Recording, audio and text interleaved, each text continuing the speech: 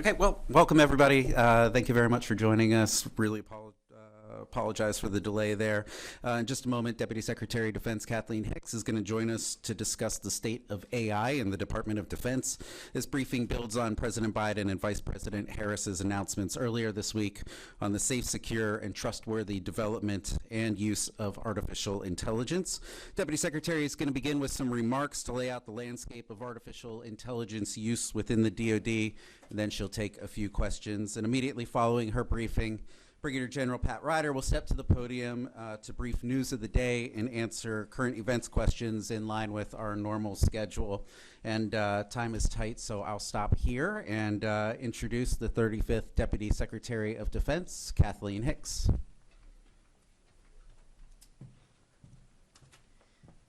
All right, thanks everybody. Good afternoon, and thank you for joining us to talk about the state of AI in the Department of Defense. So earlier this week, President Biden and Vice President Harris spoke eloquently about the administration's commitment to advancing the safe, secure, and trustworthy development and use of artificial intelligence. And the president signed an executive order that lays out strong, positive vision for government-wide responsible AI adoption, setting a model for industry and the world. As part of that, we here in DoD look forward to working with the White House and other national security agencies on a national security memorandum on AI that we expect will build on the responsible AI work we've done here at DoD. Because this is a topic we care a lot about at DoD, and we've been working on it for quite some time. For not only is AI on the minds of many Americans today, it's a key part of the comprehensive warfighter-centric approach to innovation that Secretary Austin and I have been driving from day one. After all, DoD is hardly a newcomer to AI. The Pentagon has been investing in AI and fielding data and AI-enabled systems for over 60 years. From DARPA funding for the first academic research hubs of AI at MIT, Stanford, and Carnegie Mellon in the 1960s, to the Cold War-era SAGE air defense system, which could ingest vast amounts of data from multiple radars, process it in real time, and produce targeting information for intercepting aircraft and missiles. To the dynamic analysis and replanning tool, DART, that DoD started using in the early 1990s, saving millions of dollars and logistical headaches in moving forces to the Middle East for Operations Desert Shield and Desert Storm. More recently, Apple's Siri has roots not just in decades of DoD-driven research on AI and voice recognition, but also in a specific DARPA project to create a virtual assistant for military personnel. Of course, increasingly over the last dozen years, advances in machine learning have heralded and accelerated new generations of AI breakthroughs, with much of the innovation happening outside DoD and government. And so our task in DoD is to adopt these innovations wherever they can add the most military value. That's why we've been rapidly iterating and investing over the past 2+ years to develop a more modernized, data-driven, and AI-empowered military now. In DoD, we always succeed through teamwork, and here we're fortunate to work closely with a strong network of partners in national labs, universities, the intelligence community, traditional defense industry, and also non-traditional companies in Silicon Valley and hubs of AI innovation all across the country. In several of those, we're physically present, including through offices of the Defense Innovation Unit, which we recently elevated to report directly to the Secretary. As we focused on integrating AI into our operations responsibly and at speed, our main reason for doing so has been straightforward, because it improves our decision advantage. From the standpoint of deterring and defending against aggression, AI-enabled systems can help accelerate the speed of commanders' decisions and improve the quality and accuracy of those decisions, which can be decisive in deterring a fight and in winning a fight. And from the standpoint of managing across the world's largest enterprise, since our vast scale can make it difficult for DoD to see itself clearly, spot problems, and solve them, leveraging data and AI can help leaders make choices that are smarter, faster, and even lead to better stewardship of taxpayer dollars. Since the spring of 2021, we've undertaken many foundational efforts to enable all of this, spanning data and talent and procurement and governance. For instance, we issued data decrees to mandate all DoD data be visible, accessible, understandable, linked, trustworthy, interoperable, and secure. Our ADA initiative deployed data scientists to every combatant command, where they're integrating data across applications, systems, and users. We awarded joint warfighting cloud capability contracts to 4 leading-edge commercial cloud providers, ensuring we have computing, storage, network infrastructure, and advanced data analytics to scale on demand. We stood up DoD's Chief Digital and Artificial Intelligence Office, or CDAO, to accelerate adoption of data, analytics, and AI from the boardroom to the battlefield. The Secretary and I are ensuring CDAO is empowered to lead change with urgency from the E-ring to the tactical edge. We've also invested steadily and smartly in accompanying talent and technology, more than $1.8 billion in AI and machine learning capabilities alone over the coming fiscal year. And today, we're releasing a new data, analytics, and AI adoption strategy, which not only builds on DoD's prior year AI and data strategies, but also includes updates to account for recent industry advances in federated environments, decentralized data management, generative AI, and more. I'm sure our CDAO, Dr. Craig Martell, will say more about that when you all speak with him later this afternoon. All this and more is helping realize Combined Joint All-Domain Command and Control, CJADC2. To be clear, CJADC2 isn't a platform or single system we're buying. It's a whole set of concepts, technologies, policies, and talent that are advancing a core U.S. warfighting function, the ability to command and control forces.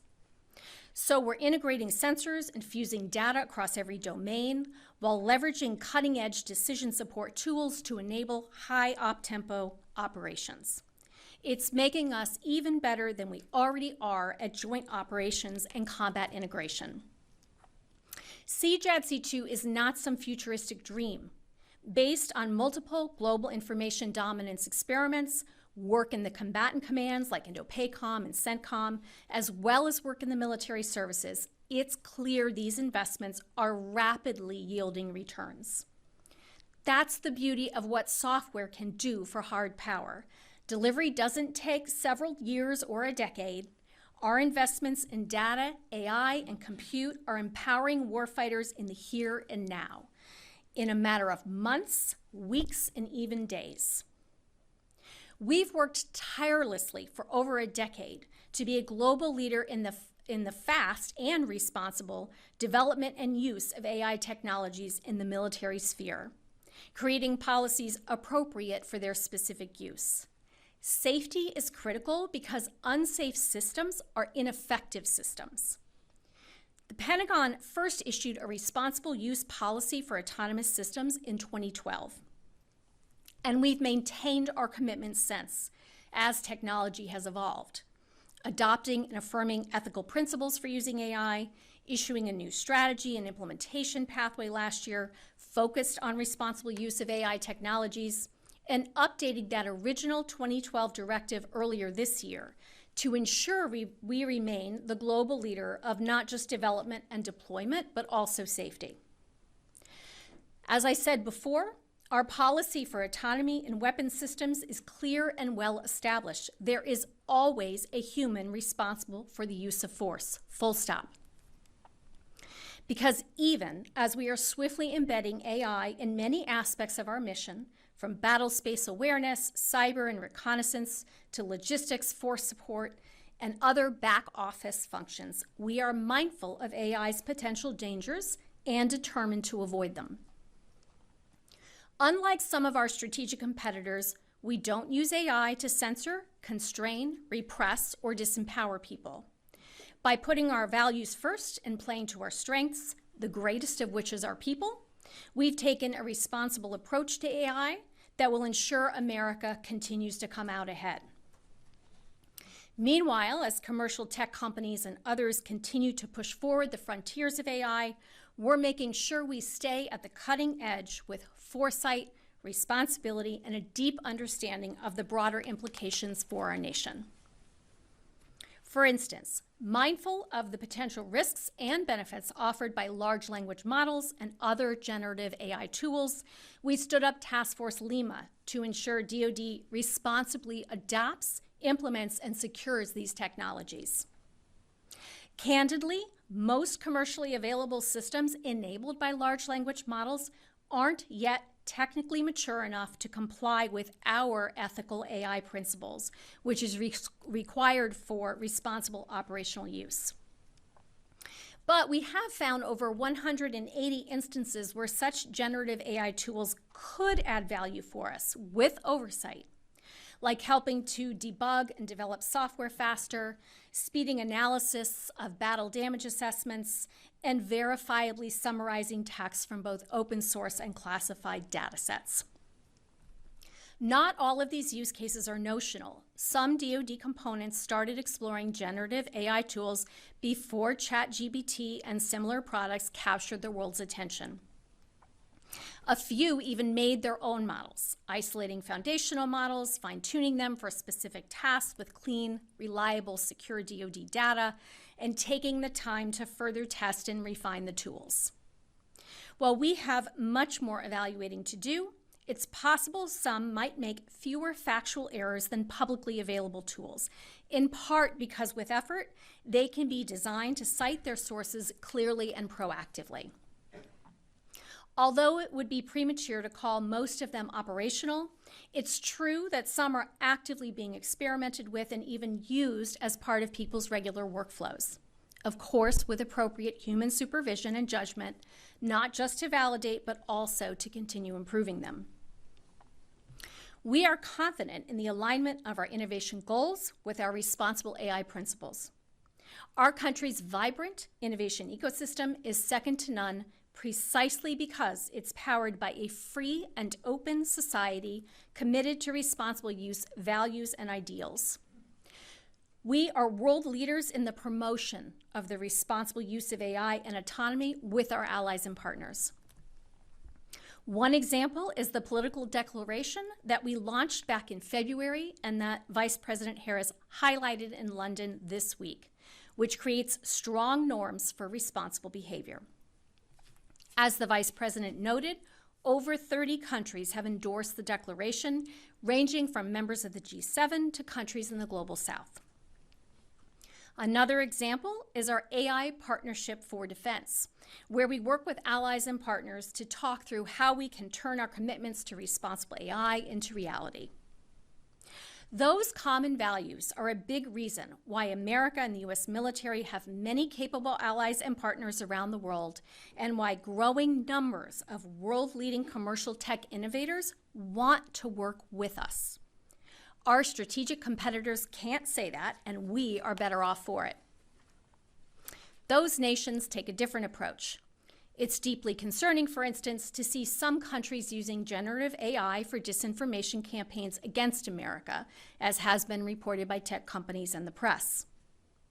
But there is still time to work toward more responsible approaches.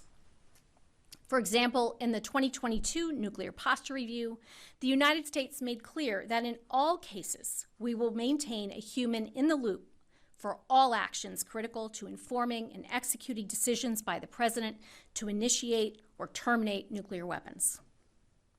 Other nations have drawn similar bright lines. We call on and would welcome more countries to do the same. And we should be able to sit down, talk, and try to figure out how to make such commitments credible. And we hope all nations would agree. As we've said previously, the United States does not seek an AI arms race with any country, including the PRC, just as we do not seek conflict. With AI and all our capabilities, we seek only to deter aggression and defend our country, our allies and partners, and our interests. That's why we will continue to encourage all countries to commit to responsible norms of military use of AI, and we will continue to ensure our own actions clearly live up to that commitment. From here at the Pentagon and across all our commands and bases worldwide to the flotilla of uncrewed ships that recently steamed across the entire Pacific, to the thousands of all-domain attritable autonomous systems we aim to field in the next 2 years through DoD's recently announced Replicator initiative. The state of AI in DoD is not a short story, nor is it static. We must keep doing more safely and swiftly, given the nature of strategic competition with the PRC, our pacing challenge. At the same time, we benefit from a national position of strength, and our own uses grow stronger every day. And we will be keeping up the momentum, ensuring we make the best possible use of AI technology responsibly and at speed. With that, I'll take your questions. Okay, we're going to start with Tara Kopp, AP. Hi, thanks for doing this. One question on some current events, and then I have a couple of AI questions for you. On the holds, Senator Tuberville has said that his holds do not affect military readiness. He said that they don't add stress to the officers who have had to do 2 jobs at once. And I just wanted to ask, from your point of view, when you walk the halls, is that your experience? Has this not affected readiness? Have the officers been just fine filling 2 roles at the same time? So we've said many times in the last 6+ months that the hold is unnecessary, unprecedented, and unsafe, and that it's bad for our military, it's bad for our military families, it's bad for the country.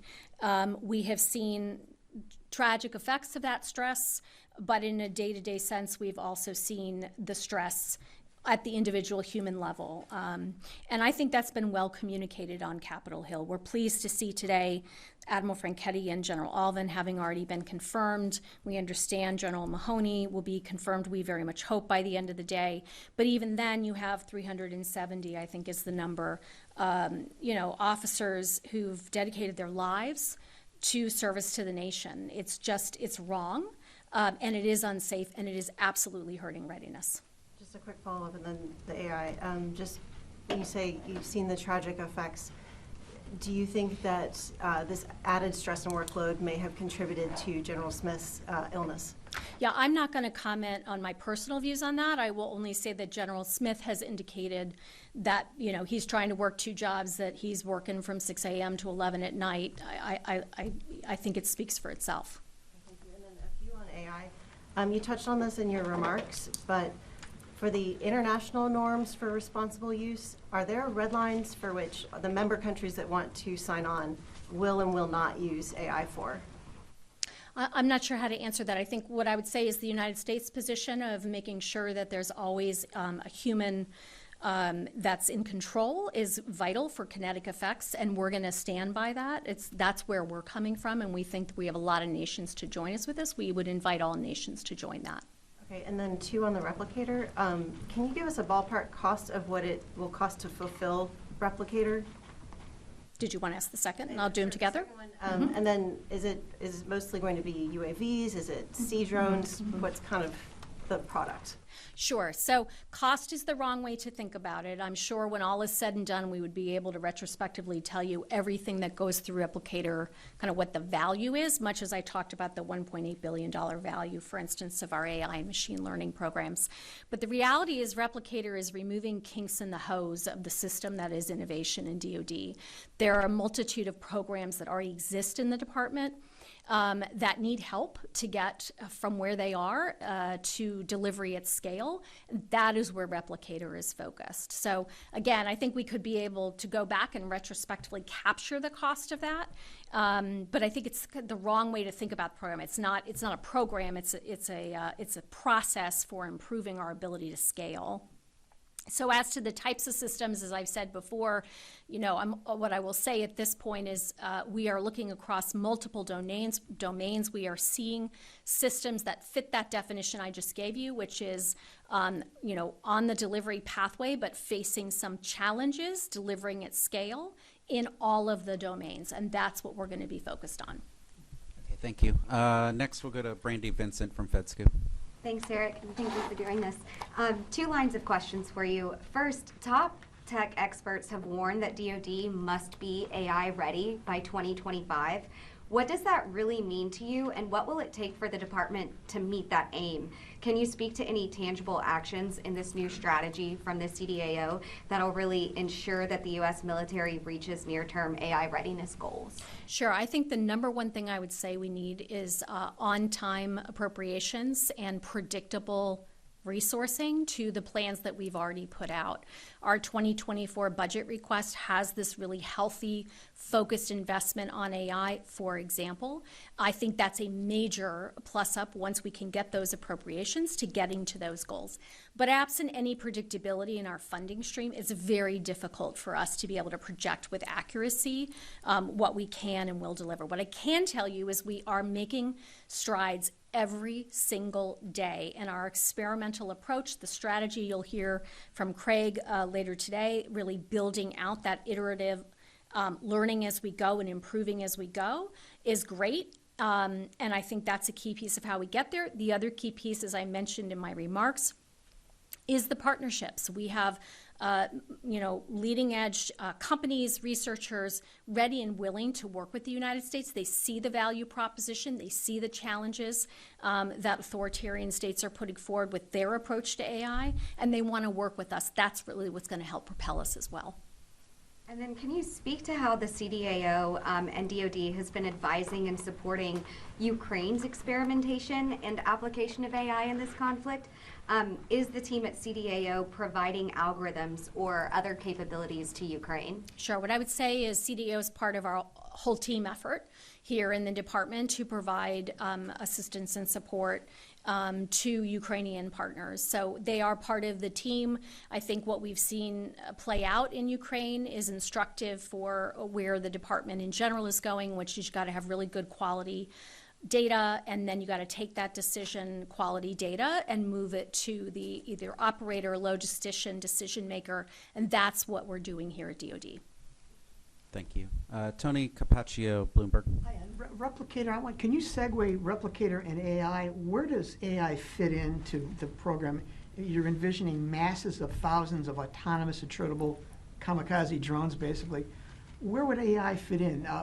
Providing targeting information or a command and control architecture? I mean, yeah, let me say first, I don't think kamikaze drone is the right way to think about it. You need to think, again, well beyond the kinetic side of this into the ability to deliver logistics, command and control, ISR, if you will, and again, multiple domains. So the idea that this is all about sort of kinetic swarms, I think is very misleading.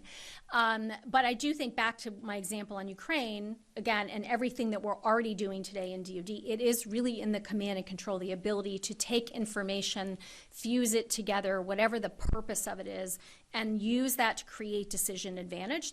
And that replicator is going to help with that regardless of which domain it's operating in. That's where the AI would intersect with the autonomy. Well, it wouldn't be like sending them on mission or programming missions into the various drones, and it would be a planning of the overall use of them? It could be either. Yeah, both of those are perfectly routine ways to think about the use of AI as you push it out through systems, whether those are attritable systems in the case of this replicator first tranche that we're doing, or any other kind of military application. Thanks. Yeah. Ladies and gentlemen, I'd like to thank the Deputy Secretary. Unfortunately, we're out of time today. We're going to take 1 second to reset as the Deputy Secretary steps out, and then Brigadier General Ryder is going to come up and brief news of the day. Thank you very much.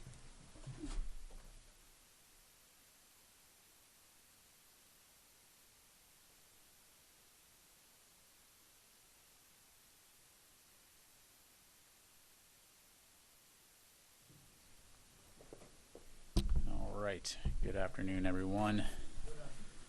Thank you, sir. All right, just a few things to pass along, and then we'll get right to your questions. I'm cognizant of your time today. So, first of all, the Department of Defense continues to closely monitor the situation in the Middle East and maintain a steady focus on our critical lines of effort. As you've heard Secretary Austin reinforce earlier this week, foremost, we will continue to protect American forces and citizens in the region. Second, we continue to flow critical security assistance to Israel as they defend themselves against further Hamas terrorist attacks. Third, we're coordinating closely with the Israelis to help secure the release of hostages held by Hamas, including American citizens. And fourth, we've strengthened our force posture across the region to deter any state or non-state actors from escalating this crisis beyond Gaza. Secretary Austin and DoD leaders are actively engaged in frequent communication with our partners in the region to discuss the situation as we work to prevent this from broadening into a larger regional conflict.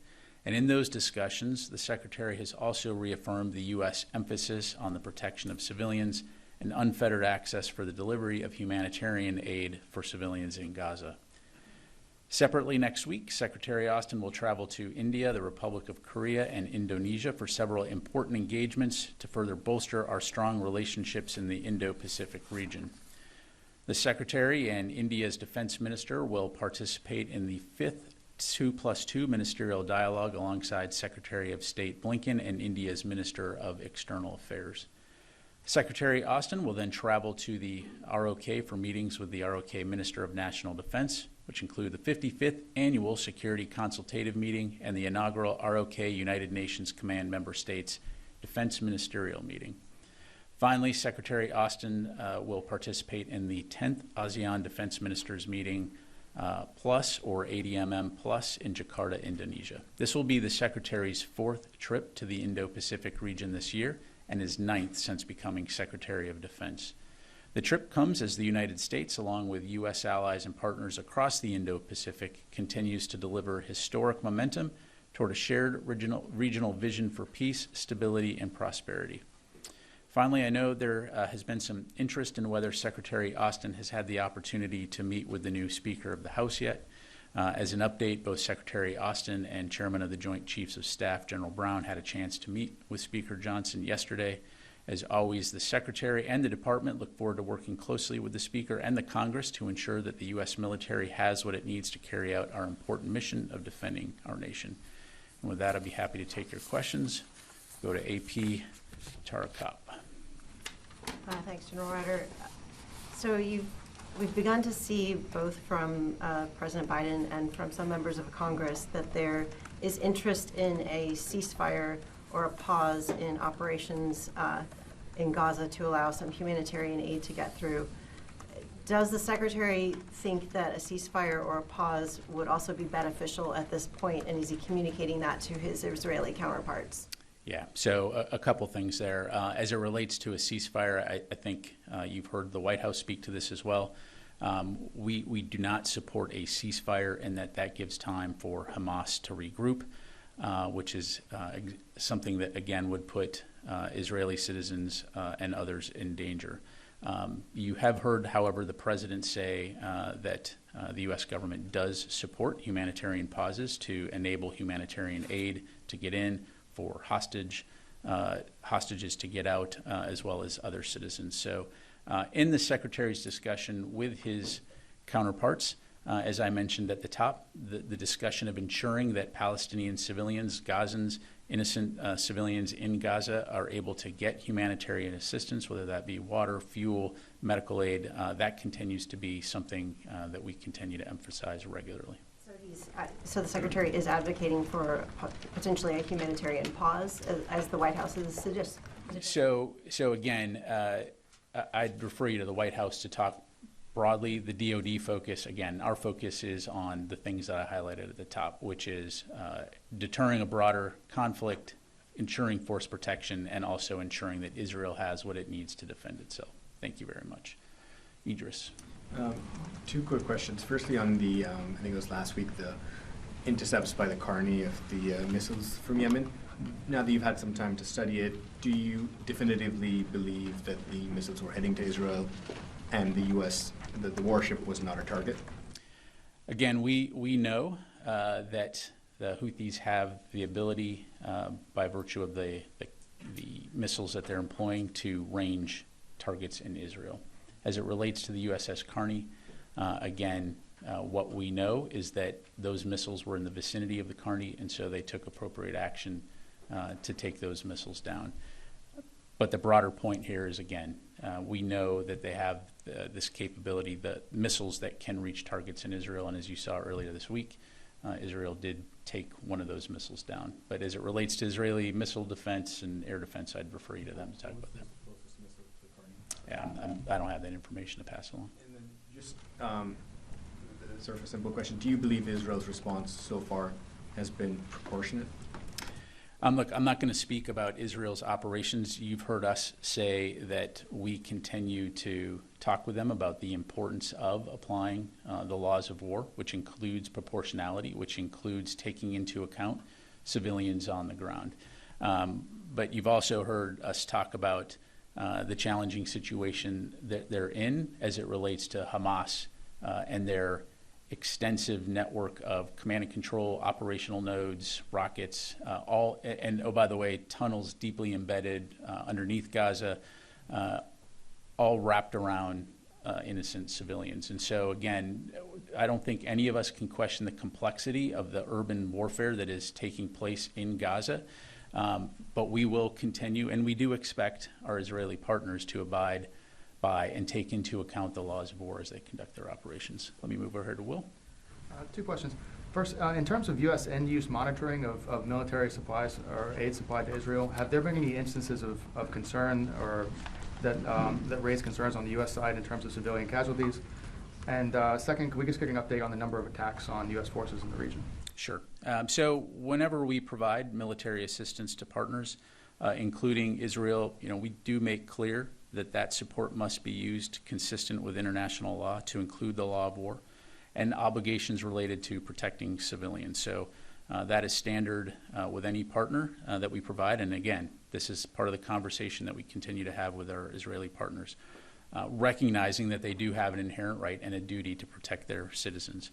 As it relates to attacks, since October 26th, there have been 8 attacks. 3 in Iraq, 5 in Syria. And I would say just one, the last one was on October 31st. And that was one attack in Syria. And what's the total now in light of those results? 28 total. Okay. Since October 17th? Since October 17th, correct. Eastern time. Chris. Thanks, Pat. 2 questions, one on the attacks and one on Ukraine training. I'd just like to clarify what an attack on U.S. forces is, just so we're all speaking the same language. Are you counting attempted attacks that may fail at launch? And is your assessment of an attack consistent with how you've categorized these incidents in the past? Yeah, so it's a great point, and thanks for bringing it up. And so I think part of the challenge here, and I know that you all wrestle with this as well, is defining an attack. And for those of you that have spent any significant time in places like Iraq and Syria, particularly during the height of combat operations, whether it be OIF or the counter-ISIS campaign, it was not unusual back in the day, so to speak, to have indirect fire on a daily basis, sometimes multiple times a day. My own experience sitting in Baghdad, the first couple weeks of the deployment, it was a significant psychological event. By the end of the deployment, it barely registered an eyebrow raise. That said, it's dangerous, right? And so in some cases, you have a couple of rockets maybe impacting somewhere near the fence line or inside the fence line. In other cases, you have drones that may impact a facility. As you saw on October 17th and 18th, we had some folks that experienced some injuries. Since then, no injuries of U.S. personnel to my knowledge. But again, it doesn't minimize the potential risk and the danger of these. And so as we put these lists together, these numbers together, we're working with CJTF OIR, U.S. Central Command, to try to be as conservative as possible to identify if U.S. forces in Iraq and Syria were threatened. But again, it's going to be an art, not a science, and for the sake of transparency, trying to ensure that we're providing what we can as quickly as we can. And so I'll just leave it there. So what is the definition? Is there a distance it has to be, or is it? No, again, like I said, it's U.S. forces essentially being threatened. But again, it's going to be more of an art and a science, depending on the situation. And then my second question. On Tuesday, you said the timeline for training Ukrainian pilots on F-16 would be roughly 5 to 9 months. Is that a pre-existing DoD estimate, Or is that an assessment that came after the pilots got to Arizona? That's an assessment that essentially is tailored to the current situation based on our conversations with the Air National Guard, and again, very much predicated on the skill level of the individual pilots that are going through that training. So, just to... Last question. Just to clarify... It's not an Air Force briefing, man. Although I do appreciate it. So again, was that before they got to the U.S. or a conversation that happened once the pilots were assessed in the United States? Yeah, so my understanding is Ukraine identifies the pilots that they're going to send. They come to the U.S. Part of that initial discussion is evaluating their skill level, where they stand in terms of English language skills, pilot skills, and so it would be tailored to the individual pilot. And so there can be some variance there in terms of one pilot may finish sooner than another pilot, if that makes sense. Okay, Laura. Thank you. One quick question and then a follow-up. Does DoD have any role in making sure that aid can continue to flow into Gaza? Is DoD actually doing anything to do that? So right now, the Department of Defense is not physically part of that process, but again, as part of the broader U.S. government. And as I mentioned, this is a discussion that the Secretary does have with his counterparts in terms of, particularly encouraging Israel to ensure that that aid can get in. And then my follow-up is, what is DoD's assessment as to whether the IDF has taken the advice that U.S. special operators offered in terms of targeting innocent civilians and that type of thing? You mentioned special operators. What do you mean? Yeah, the special operations team that was in Israel giving advice on targeting and civilian casualties. What is DoD's assessment of whether the IDF has actually put that into practice? Yeah, so just to clarify, the special operations forces that you're talking about are those individuals that shortly after the October 7 attacks are helping to advise on hostage recovery. They are not participating in, we the U.S. military are not participating in IDF target development, helping them run their campaign. Just to be crystal clear, that it is their operation, they're running their operation, so that planning element is providing planning and intelligence support as it relates to hostage recovery. So is it not accurate then? I know that I've seen some reports that that group was advising on urban combat and lessons learned from... No, I think Lieutenant General Glynn, as an expert in urban warfare, had been advising, as part of things to take into account in terms of operational planning, in terms of second and third order effects, as well as civilian harm mitigation as part of that process. So I guess my question was, does DoD assess the IDF has actually taken that advice and put it into practice? I think they are. And again, I'm not going to speak to their individual operations or individual strikes, but we do know in our conversations with them that they do take law of war into account, and that they do take this into consideration into their operational planning. But again, as far as individual operations go, I'd refer you to them. Sir. General, thanks. We talked a couple of days ago about how the department views the attacks on the positions in Iraq and Syria as separate from what's ongoing in and around Gaza. But so much of the accounting, these attacks have been going on for years, but so much of the recent bump in accounting starts October 17th, when the hospital bombing played out and the accusations against Israel, and then the assessment that came afterwards showing it came from within Gaza. Does the department assess that hospital bombing had anything to do with inspiring more attacks against American positions? Yeah, I can't necessarily corroborate or connect dots between why one terrorist organization would do one thing versus another. I think that we are all sensitive to the fact that there are tensions in the region, and as I mentioned earlier, a major focus for the Department of Defense is to deter a broader regional conflict. And so you are seeing, and we probably will continue to see, groups that may try to exploit the situation to benefit their own interests, to include Iranian proxy groups. And so our point in all of this is our forces that are in Iraq and Syria are there for one reason only, and that's the enduring defeat of ISIS, and that's what they will continue to stay focused on. But if those forces are threatened, we will not hesitate to take appropriate action at a time and place of our choosing to protect those forces. And so again, within the context, the broader strategic context of everything that's happening in the Middle East and the broader region, we will make those decisions very deliberately, very thoughtfully, again, with the broader objectives in mind of protecting our forces and making sure that this does not spin out of control into a broader regional conflict. So you see it more as maybe perhaps some of these groups acting in isolation or using the situation in and around Gaza as leverage or as justification or just as a broader threat environment to conduct these attacks.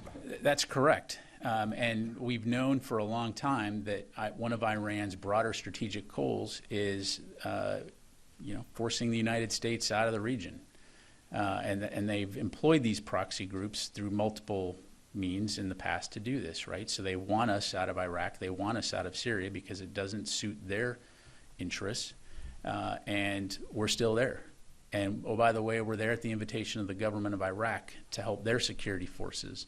And oh, by the way, it wasn't that long ago, although I guess it, relative, that ISIS was 24 kilometers outside of Baghdad. And so no one wants to see those days come back. So we're going to continue to make sure that doesn't happen. In the meantime, though, if those forces are threatened, track record proves we will take deliberate, decisive action to protect those forces. Fadi. Very briefly, on a different issue, the Journal has a report that the Wagner Group may supply air defense to Hezbollah. Was wondering if you had a reading on that and any sense of how Russia's interest in the region may have evolved over the past month. Yeah, I've seen those reports. I don't have anything specifically on it. If true, very concerning. What we have seen here is Russia not condemn the attacks by Hamas, which, again, I think is true to brand here in terms of the kinds of activity we see them doing in Ukraine. But that's something that we'll continue to monitor, but I don't have any specific information on that. Fadi. Thank you. I have two questions, one on Gaza and one on Yemen. I want to start with Yemen. I saw the readout from the meeting between the Secretary and the Minister of Defense of Saudi Arabia. Has there been any discussion and request by the U.S. for the Saudis to intercept potential missiles and drones out of Yemen as part of the integrated missile defense in the region? Yeah, thanks, Fadi. So in terms of their discussion, it was a very good discussion. You saw in the readout, we talked about our mutual cooperation and defense efforts. I don't have anything specifically to talk about beyond that readout other than to say, that the United States will work very closely with partners in the region to ensure that we can continue to preserve security and stability throughout the region. Okay. On Gaza, you maintain that the Israelis are following your advice. They're adhering to the laws of war, international law, but you don't want to discuss any specific incidents or attacks. However, you're not going to be able to maintain this, especially when you have stark examples like the strike on Jabalia refugee camp, the biggest in Gaza. Israel admitted it took that decision knowing that there's going to be civilians, but went after a Hamas leader, according to their own statements, on TV. So how can you maintain they are following the laws of war and international humanitarian law when they're admitting something like this? Yeah, what I said, Fadi, is that we're having conversations with them about the importance of taking the law of war into account, and that they, in our discussions with them, we believe that they are taking it into account. But again, I'm not going to get into individual specific strikes, individual specific actions. And look, as we've discussed before, and as it relates particularly to what we're seeing on TV in Gaza, it's heartbreaking that any civilian, any innocent civilian is being killed, again, whether it's Palestinian, whether it's Israeli, whether it's anyone from any nation. And so while I'm not going to comment on specific individual strikes, it's not my intent to provide an operational briefing from up here. Let me just talk a little bit about what I do know. As we talked about a little bit earlier, we know that Hamas is integrating its operations whether it's command and control, operational centers, combat forces, putting rockets in Gaza, to include this complex and sprawling tunnel network underneath infrastructure throughout Gaza, in effect, again, using civilians as human shields. We know that Israel has an inherent right to defend itself. They were brutally attacked on the 7th of October, 1,400 people killed, over 200 hostages, not only Israelis, but citizens from around the world that are being kept and used again as bargaining chips. And, oh, by the way, Hamas has said repeatedly that they will continue to do these type of October 7 attacks until Israel is eliminated. And so, as I mentioned, there's no question at the complexity of the challenge that is confronting the Israeli forces as they conduct operations in this urban environment. We also expect Israel to take into account the laws of war as they plan and conduct their operations. And we want them to distinguish between terrorists and civilians. And so we'll continue to have those conversations. But at the end of the day, this is their operation. This is their effort to protect their citizens. Follow up. Sure. Thank you for the answer. I respect you. You don't want to discuss like specific incident from the podium. Are you raising specific incidents with your counterparts in Israel, like the Jabalia strike? Look, Fadi, we are, again, the Secretary and other DoD officials are daily having conversations with our Israeli counterparts about the situation in Israel, and again, the importance of protecting innocent lives and taking Palestinians and others into account as they conduct their operations. And again, you know, look, I know I'm probably belaboring the point here, but we truly want a scenario here where both innocent Palestinians and innocent Israelis can live together peacefully, securely. And as I mentioned on Tuesday, you know, unfortunately, the common denominator here is Hamas, which is putting both of these peoples in a very challenging and unfortunate situation. So for our part, we will continue to work very hard, not only to support Israel, but also to ensure that Gazans are able to get humanitarian assistance and the support they need. Thank you. Okay, Nancy. I had a couple questions just seeking clarification. Earlier in this briefing, you said that you, the U.S., have made clear to the Israelis that any support must be consistent with international law. Who within the U.S. government determines whether the Israelis are applying international law appropriately?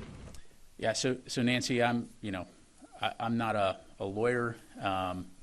Again, we'll continue to have those conversations.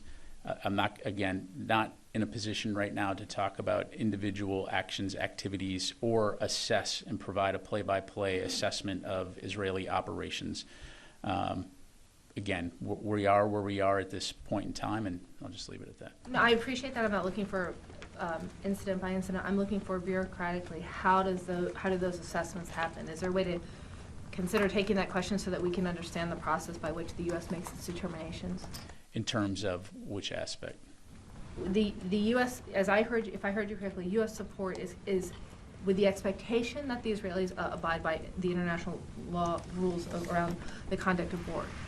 Who decides whether the Israelis are indeed applying those laws or if they are in violation of them within U.S. government? I'm not looking for any specific case. I'm just trying to understand process-wise how that determination is made. Yeah, so, without necessarily getting into hypotheticals, certainly there's an interagency process by which we evaluate the use of U.S. assistance by any of our partners. And again, recognizing the complex nature of the situation on the ground in Gaza right now and what the Israelis are confronting in terms of an adversary whose stated objective is to eliminate Israel as a state. By the way, the laws of war that do highlight that if a non-military facility is now employed by military forces, it does become a legitimate target. Again, there will be constant discussions. I think, again, the focus right now is on ensuring that Israel has what it needs to defend its people, while at the same time ensuring that we can continue to make sure that innocent civilians in Gaza can get the aid that they need. So. Okay. And then The secretary hasn't been in this briefing room doing a press conference with the chairman since January of 2022 in terms of answering broad questions. Given that the U.S. has now deployed 1,200 troops approximately, sent air defenses, sent 2 aircraft carrier groups into the region, can we expect to hear from him directly? Does he feel that he has a responsibility to talk to the American people directly and answer questions directly, given the seriousness of the situation that we're in right now? Yeah, he does. And as you know, he does engage the media on multiple occasions, especially when we're on travel. I know that right now, we've got whether it's the Ukraine Defense Contact Groups, when we're overseas in India, Korea, and Indonesia, he will be conducting press engagements there as well. And so again, the Secretary fully understands the importance of making sure that the American public understands what the department is doing, and we'll continue to endeavor to make sure that information is there. One last thing, I participate in those and I appreciate them, but they tend to be limited, the number of questions and sometimes on topic.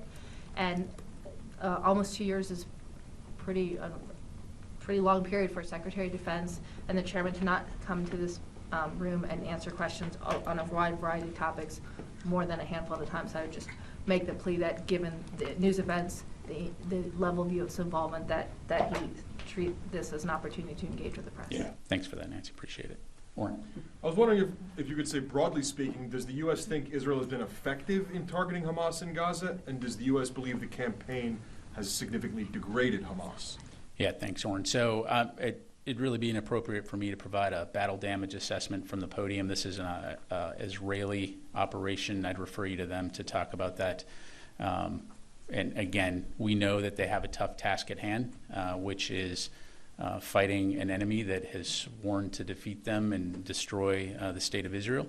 And we do know that they are actively going after Hamas leaders. But again, I'd refer you to them to talk about that. Just one more very quick one. The U.S. has or is about to have 2 carriers in the Eastern Med. Will immediate embark be allowed? If not, why not? Orrin, look, we fully understand the request. We will take it under advisement, and if an opportunity presents itself, we'll certainly make that available. Thank you very much. Time for a few more. I'll go to Ashley, and then I'll go to the phone. I wanted to ask about the weapons delivery to Israel. Have any constraints been placed on how they use the weapons? Look, beyond broadly speaking what I've talked about, we are not putting constraints on Israel in terms of how they conduct their operations. They are professional military, well-trained, well-led, and so I'll just leave it at that. And then I also wanted to ask, the Treasury Department unveiled like 130 new sanctions placed on entities and people related to Russia and the defense industry base. Could you broadly speak of observations of the defense industry base there right now and what you're seeing, their ability to regenerate, to get new equipment, whether it's like pulling from Turkey, the UAE, or other countries, or just internal? Sure. I mean, broadly speaking, the energizing of the defense industrial base has been a key priority for Secretary Austin, particularly coming out of COVID, but most importantly, as we continue to look to support Ukraine and now Israel, as well as our other commitments internationally. And so our acquisitions and sustainment team has been very, very active in terms of meeting with our international allies and partners. Most notably, the National Armaments Directors have met pretty much every single month following the Ukraine Defense Contact Group to look at ways that we can capitalize on one another's industrial bases to ramp up production of key requirements as it relates not only to supporting our partners like Ukraine, but also replenishing our own stocks. And so that will continue to be an area of significant focus, but we're confident that we will be able to meet all of those needs. Thank you very much. Okay, sir. Thank you, General. Just want to go to the phone. Sorry. Just to follow up on an answer you gave to Nancy's line of questioning, you said that the determination about whether international law and the rules of war are being followed is an interagency process. So this is there is no. It sounds like what you're saying is no outside agency. No, what she asked, what I thought I heard was how do we, within the U.S. government, how would we conceivably make a determination like that, right? So my response was, as part of an interagency process and review, that could conceivably be a question that's answered. I'm not going to speak for any independent group or folks outside of the U.S. government that may come to their own conclusions. Well, right, and so I guess my question is, would those conclusions play any role in the U.S. government's determinations? Yeah, so I appreciate the question. I just don't want to get into hypothetical scenarios right now. Okay. I'll come to you, Mike. Let me go to Jeff, task and purpose. Thank you. The recent airstrikes in Syria were meant to deter attacks on U.S. troops in Iraq and Syria. Given that there have been more attacks since then, is it accurate to say that in a strategic sense, the airstrikes failed? So first of all, again, Jeff, we will continue to do whatever we need to do to protect our troops. I'm not going to get into telegraphing how and when and if we may respond, other than to say, again, we would do so at a time and place of our choosing. And if you're, these Iranian proxy groups, which have been endeavoring to try to expel the United States from the region, then you failed. And then, more broadly speaking, again, our broader, more strategic focus here is, again, preventing a wider conflict. Thank you. Mike. I want to get back to General Glenn's mission. I want to confirm he was there to provide his experience, or not, hints or help to Israel because of his experience over the breadth of urban warfare, how to apply fire and maneuver in that kind Correct. of environment. He That's wasn't correct. there simply to push them to follow the rule. No. Look, so if you're Israel on October 8th, you find yourself in a very dire situation where a significant number of your civilians have just been executed by Hamas and 200 hostages. Lying before you is, oh, by the way, where did these terrorists come from out of Gaza? So as you contemplate having to go into Gaza, having someone, and again, we have a long-standing relationship with Israel, exercises, sharing of information. So that in and of itself is not unusual. But by being able to say, hey, here's a guy on our team that has a deep understanding of how to do these kinds of operations. And so as you contemplate doing it, recognizing that it's going to be a tough fight, but also recognizing that we learned a lot on what these operations entail and how to do them successfully, to include things like accounting for civilians, which you have to take as a strategic aspect in conducting these things. There is no such thing as conducting these in isolation. So we want you to have the benefit of that expertise. He provides, be able to ask those tough questions as they, kind of the Socratic method. And then, it was always intended to be temporary, and so he's home. How was his mission there received by Israel? Does the Pentagon think it was well received by them, that they? Yeah, I don't want to speak for Israel. I will just say largely, broadly speaking, rather, I think Israel has been very appreciative across the board of the support that the United States has provided, in particularly how quickly we came to their aid in the wake of these terrorist attacks. And now that Israel is actually moving into Gaza City, now does the U.S. still have these urban warfare subject matter experts there? They've departed. They've all departed. They've all departed. Okay. We go to Liam, and then we'll do one more. Thanks, General. This is a quick one on the Jabalia strike. After that happened, the Israeli government said they were targeting a Hamas commander who was hiding out there. Hamas has said there was no such commander. Does the DoD know which side is true there? So I don't have any intelligence to pass along. I'm not going to get into intelligence again. We know that Israel is going after the leadership and the forces of Hamas, and I'll just leave it at that. Okay, thank you. Yes, sir.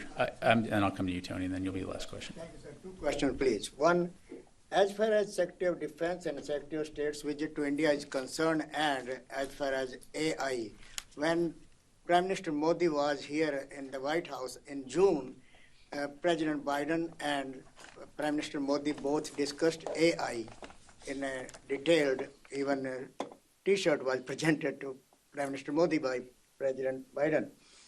My question is now, in the middle of two wars, Russia's war against against Ukraine, and Israel's war against Hamas, the terrorist organization. This is the meeting of 422 in India. So you think AI and these wars will be discussed there, and what we expect as far as AI concerned for common people? Yeah, sure. So as it relates to the Secretary's meetings in India, we'll certainly have much more to say in the days ahead.